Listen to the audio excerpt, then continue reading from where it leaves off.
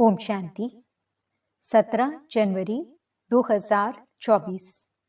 मीठे प्यारे बाबा के आज के मधुर महावाक्य।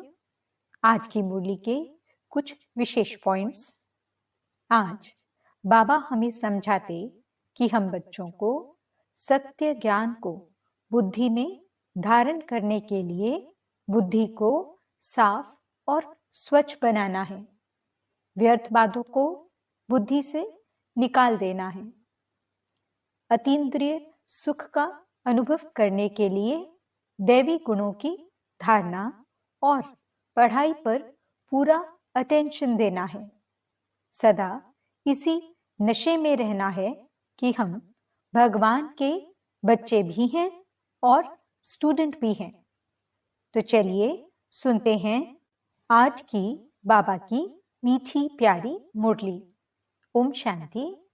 बाबा कहते, मीठे बच्चे बाबा को प्यार से याद करते रहो, श्रीमत पर सदा चलो, पढ़ाई पर पूरा अटेंशन दो तो तुम्हें सब रिगार्ड देंगे। प्रश्न, अतीन्द्रिय सुख का अनुभव किन बच्चों को हो सकता है? उत्तर, पहला, जो देही अभिमानी हैं। इसके लिए जब किसी से बात करते हो या समझाते हो तो समझो मैं आत्मा भाई से बात करता हूं। भाई भाई की दृष्टि पक्की करने से देही अभिमानी बनते जाएंगे। दूसरा, जिन्हें नशा है कि हम भगवान के स्टूडेंट हैं, उन्हें ही अतीन्द्रिय सुख का अनुभव होगा। गीत, कौन आया मेरे मन के द्वारे। ओम शांति। बाप बैठ बच्चों को समझाते हैं। दूसरी कोई संस्था में ऐसे नहीं कहते कि बाप बच्चों को समझाते हैं। बच्चे जानते हैं बरोबर सब बच्चों का बाप एक ही है, सब ब्रदर्स हैं। उस बाप से जरूर बच्चों को वर्षा मिलता है। चक्र पर भी तुम अच्छी रीति समझा सकते हो कि यह है संगम, जबकि मुक्ति और जीवन मुक्ति मिलती है। तुम बच्चे जीवन मुक्ति में जाएंगे तो बाकी सब मुक्ति में जाएंगे। सदगति दाता, लिबरेटर, गाइड, उनको ही कहा जाता है। रावण राज्य में कितने ढेर मनुष्य हैं। राम राज्य में एक ही आदि सनातन देवी देवता धर्म था। उनको आर्य और अनआर्य कहते हैं। आर्य सुधरे हुए, अनआर्य न सुधरे हुए को कहा जाता है। इसका अर्थ भी कोई नहीं जानते कि सुधरे हुए से अनसुधरे हुए कैसे बने। आर्य कोई धर्म नहीं था, सुधरे हुए ये देवताएं थे। फिर 84 जन्म के बाद अनसुधरे बनते हैं। जो ऊंचे थे, ऊंच पूज्य थे, वही पुजारी बन पड़े। हम सो का अर्थ भी बाप ही समझाते हैं। सीढ़ी पर समझाना बहुत अच्छा है। ऐसे नहीं कि आत्मा सो परमात्मा, परमात्मा सो आत्मा। नहीं, यह तो विराट नाटक है।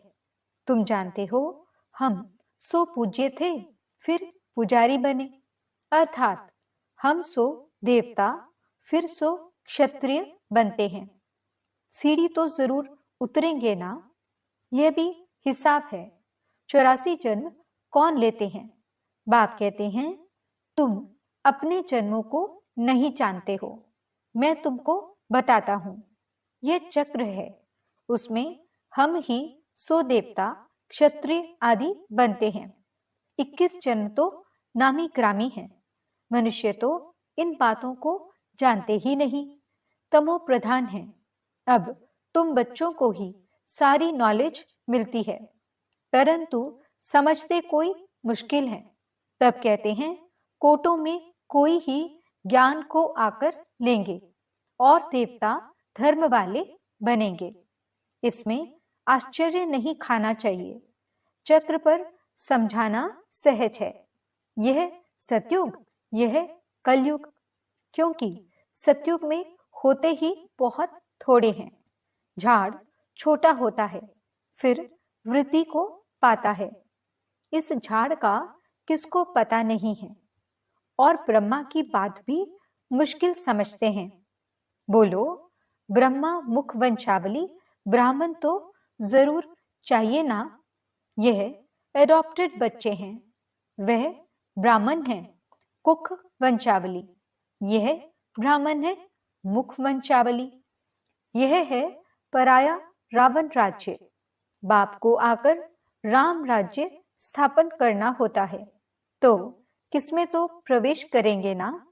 देखो, यह झाड़ के एकदम पिछाड़ी में खड़ा है। इनकी जड़ जड़ीभूत अवस्था है। बाप कहते हैं, मैं बहुत जन्मों के अंत के जन्म में प्रवेश करता हूं। यह अंतिम 84वां जन्म है।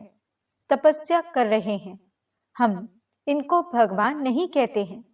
दुनिया वालों ने तो भगवान को सर्वव्यापी कह ठिक्कर भित्तर में कह दिया है, इसलिए खुद भी पूरे ठिक्कर बन पड़े हैं। देवताओं की तो बात ही न्यारी है। अब तुम पढ़कर यह पद पाते हो, कितनी ऊंची पढ़ाई है। इन देवताओं को भगवान भगवती भी कहते हैं, क्योंकि पवित्र हैं और स्वयं भगवान द्वारा ही इस धर्म की स्थापना हुई है। तो जरूर भगवान भगवती होने चाहिए, परंतु उनको कहा जाता है महारानी महाराजा। बाकी श्री लक्ष्मी नारायण को भगवती भगवान कहना भी अंधश्रद्धा है, क्योंकि भगवान तो एक ही है ना। तुम शिव और शंकर को भी अलग कर बताते हो। इस पर वो लोग कहते हैं यह देवताओं को भी उड़ा देते हैं। तुम्हारी बुद्धि में तो सारा चक्र है, परंतु जो महारथी हैं वही अच्छी तरह समझा सकते हैं। बहुत हैं जो भल सुनते हैं, परंतु बुद्धि में ठहरता नहीं, तो वे क्या बनेंगे? पाई पैसे के दास दासियां बनेंगे। आगे चलकर तुमको साक्षात्कार होंगे, परंतु उस समय कुछ कर नहीं सकते। टाइम पूरा हो गया, फिर क्या कर सकेंगे? इसलिए बाबा सावधान करते रहते हैं, परंतु सब ऊंच चढ़ जाएं, यह तो हो नहीं सकता। बर्तन साफ नहीं है, बुद्धि में किच्चड़ पट्टी भरी हुई है। इसमें पुरुषार्थ बहुत अच्छा चाहिए। चित्रों पर समझाने की बहुत प्रैक्टिस करनी चाहिए, नहीं तो पिछाड़ी में पछताना पड़ेगा। यह आत्मा को फूड यानी भोजन मिल रहा है। यह तो सबको समझाने की बातें हैं, डरने की कोई बात नहीं। बड़े बड़े स्थानों पर प्रदर्शनी म्यूजियम होने से नाम होता है। बाबा ने कहा था सबसे ओपिनियन लिखाओ, वह भी छपानी चाहिए। बच्चों को बहुत सर्विस करनी है, इसमें जांच भी बहुत करनी है। समझने वाले हैं या नहीं? यह है नई दुनिया, यह है पुरानी दुनिया। यह तो कोई भी समझ सकते हैं, सिर्फ टाइम लंबा कर दिया है, इसलिए मनुष्य मूंझ पड़े हैं। पहले पहले बाप का परिचय देना है। जो देही अभिमानी होकर रहते हैं, अति इंद्रिय सुख उनको ही रह सकता है। सिर्फ भाषण से काम नहीं होगा। जब भाषण करते हो तो भी समझना है कि मैं आत्मा भाई भाई को समझाता हूं। आत्म अभिमानी बनना, इसमें बड़ी मेहनत चाहिए, परंतु बच्चे घड़ी घड़ी भूल जाते हैं।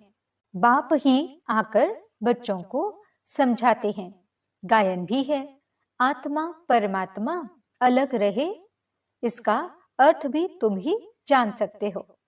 जो महारथी हैं उनको अपने को आत्मा समझ बाप को याद करने की बहुत प्रैक्टिस करनी है, तब तो अपने को पावरफुल समझेंगे। जो अपने को आत्मा ही नहीं समझते, वे क्या धारणा करेंगे? याद से ही तुम्हारे में जौहर भरेगा। ज्ञान को बल नहीं कहा जाता है, योग बल कहा जाता है। योग बल से ही तुम विश्व के मालिक बनते हो। अब तुमको बहुतों को आप समान बनाना है। जब तक बहुतों को आप समान नहीं बनाया है, तब तक विनाश हो न सके। भल बड़ी लड़ाई लग जाए, परंतु फिर बंद होती रहती है। अभी तो बहुतों के पास बॉम्ब्स हैं, परंतु ये रखने की चीज नहीं है। पुरानी दुनिया का विनाश और एक आदि सनातन धर्म की स्थापना होनी है जरूर। थोड़े समय के बाद सब कहेंगे, बरोबर यह वही महाभारी लड़ाई है। भगवान भी है जरूर। जब तुम्हारे पास बहुत लोग आएंगे, तब सब मानने लगेंगे, कहेंगे यह तो वृद्धि को पाते रहते हैं, इनमें बहुत माइट है।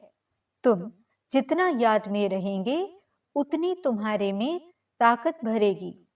बाप की याद से ही तुम औरों को लाइट देते हो। ये दादा यानी ब्रह्मा भी कहते हैं, मेरे से भी ये बच्चे बहुत अच्छी सर्विस करते हैं। अभी थोड़ी देरी है। योग में यथार्थ रीति कोई रह नहीं सकता। खुद भी फील करते हैं कि योग में हम कम हैं, इसलिए बराबर तीर नहीं लगता है। भगवान कुमारियों में ज्ञान बाण भरते हैं। तुम प्रजापिता ब्रह्मा कुमारियां हो ना। यह है ब्रह्मा, तुम हो एडॉप्टेड बच्चे। क्रिएटर तो एक ही है, बाकी सब पढ़ रहे हैं, उसमें ये ब्रह्मा भी आ गया। फिर ये रचना हो गई ना। तुम देवता बनने वाले हो, दैवी गुण धारण कर रहे हो। कहां कहां दोनों पहिए चल नहीं सकते, जैसे कि रेती पर खड़े हैं। बाबा नाम नहीं लेते हैं, नहीं तो समझना चाहिए बाबा सच कहते हैं। बच्चे भी एक दो के स्वभाव को जान सकते हैं, जिनका आपस में काम रहता है। बच्चे समझते हैं हम ही सिरताज थे, अब फिर बनते हैं। पहले तुम किसको समझाते हो तो मानने लिए तैयार नहीं होते, फिर धीरे धीरे समझते हैं। इसमें बुद्धि बहुत चाहिए। आत्मा में बुद्धि है। आत्मा सत चित आनंद स्वरूप है। अब तुम बच्चों को देही अभिमानी बनाया जाता है। जब तक बाप न आए, तब तक कोई देही अभिमानी बन न सके। अब बाप कहते हैं आत्म अभिमानी भव। माँ में कम याद करो तो मेरे से शक्ति मिलेगी। यह धर्म बहुत ताकत वाला है, सारे विश्व पर राज्य करते हैं। कम बात है क्या? तुमको ताकत मिलती है बाप के साथ योग लगाने से।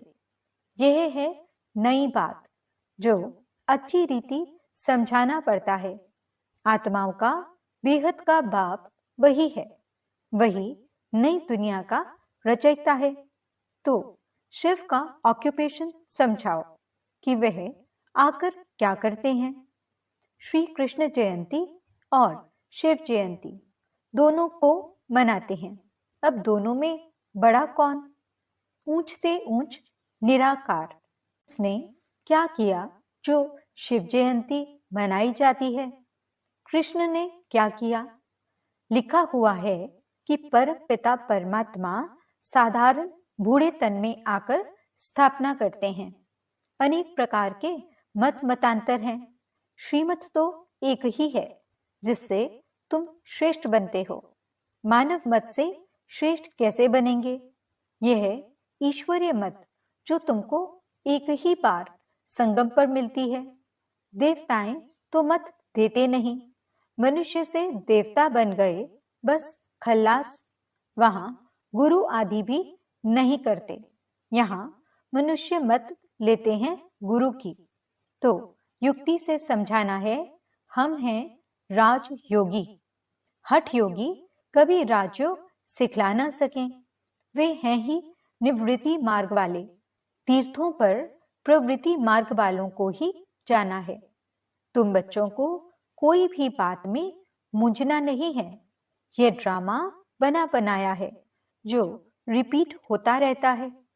तुम्हारी सर्विस भी कल्प पहले मिसल होती है। ड्रामा ही तुमको पुरुषार्थ कराते हैं, वह भी तुम करते हो कल्प पहले मिसल। पुरुषार्थ वालों की चलन से तुम समझ सकते हो।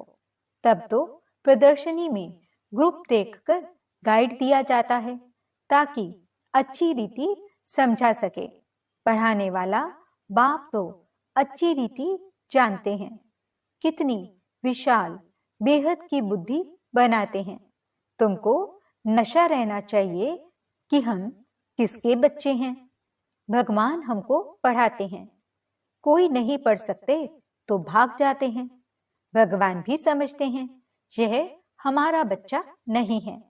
तुम देखते हो भगवान के बच्चे पढ़ते थे फिर भाग गए, फिर कुछ समझ में आ जाता है तो फिर भी पढ़ने लग जाते हैं। फिर योग में अच्छी रीति रहें तो ऊंच पद पा सकते हैं।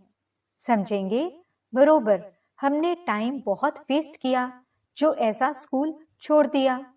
अब तो जरूर बाप से वर्षा लेंगे, बाप को याद करते करते, अथवा बाबा बाबा कह रोमांच खड़े हो जाने चाहिए। बाबा हमको ऊंच पद प्राप्त कराते हैं। हम कितने भाग्यशाली हैं। घड़ी घड़ी बाबा की याद रहे, डायरेक्शन पर चलता रहे तो बहुत उन्नति हो सकती है। फिर उनको सभी बहुत रिगार्ड देंगे। बाबा कहते पढ़े आगे अनपढ़े भरी ढोएंगे। देह अभिमान वाले को दैवी गुणों की धारणा हो न सके। तुम्हारा चेहरा फर्स्ट क्लास होना चाहिए। कहते हैं अति इंद्रिय सुख उन्हों से पूछो जिन्हों को भगवान पढ़ाते हैं। कितना पढ़ाई पर अटेंशन देना चाहिए और श्रीमत पर चलना चाहिए। तुम्हारे योग की ताकत से विश्व भी पवित्र बन जाता है। तुम योग से विश्व को पवित्र बनाते हो। कमाल है। गोवर्धन पहाड़ को अंगुली पर उठाना है। इस छीछी दुनिया को जिन्होंने पवित्र बनाया यह उनकी निशानी है। अच्छा, मीठे मीठे सिकिलदे बच्चों प्रति माता पिता बाप दादा का याद प्यार और गुड मॉर्निंग। रूहानी बाप की रूहानी बच्चों को नमस्ते। हम रूहानी बच्चों की रूहानी बाप दादा को दिल व जान सिख व प्रेम से नमस्ते नमस्ते नमस्ते जी। गुड मॉर्निंग बाबा। शुक्रिया बाबा। धारणा के लिए मुख्य सार। पहला पॉइंट, सत्य ज्ञान को बुद्धि में धारण करने के लिए बुद्धि रूपी बर्तन को साफ स्वच्छ बनाना है। व्यर्थ बातों को बुद्धि से निकाल देना है। दूसरा पॉइंट, दैवी गुणों की धारणा और पढ़ाई पर पूरा अटेंशन दे। अति इंद्रिय सुख का अनुभव करना है। सदा इसी नशे में रहना है कि हम भगवान के बच्चे हैं, वही हमको पढ़ाते हैं। वरदान, निश्चय के फाउंडेशन द्वारा संपूर्णता तक पहुंचने वाले निश्चय बुद्धि निश्चिंत भव। निश्चय इस ब्राह्मण जीवन की संपन्नता का फाउंडेशन है और यह फाउंडेशन मजबूत है तो सहज और तीव्र गति से संपूर्णता तक पहुंचना निश्चित है। जो यथार्थ निश्चय बुद्धि है वह सदा निश्चिंत रहते हैं। यथार्थ निश्चय है अपने आत्म स्वरूप को जानना, मानना और उसी प्रमाण चलना। और बाप जो है, जैसा है, जिस रूप में पाठ बजा रहे हैं उसे यथार्थ जानना। ऐसे निश्चय बुद्धि विजयी होते हैं। स्लोगन, अपने समय को, सुखों को, प्राप्ति की इच्छा को सर्व के प्रति दान करने वाले ही महादानी हैं। अव्यक्ति साइलेंस द्वारा डबल लाइट फरिश्ता स्थिति का अनुभव करो।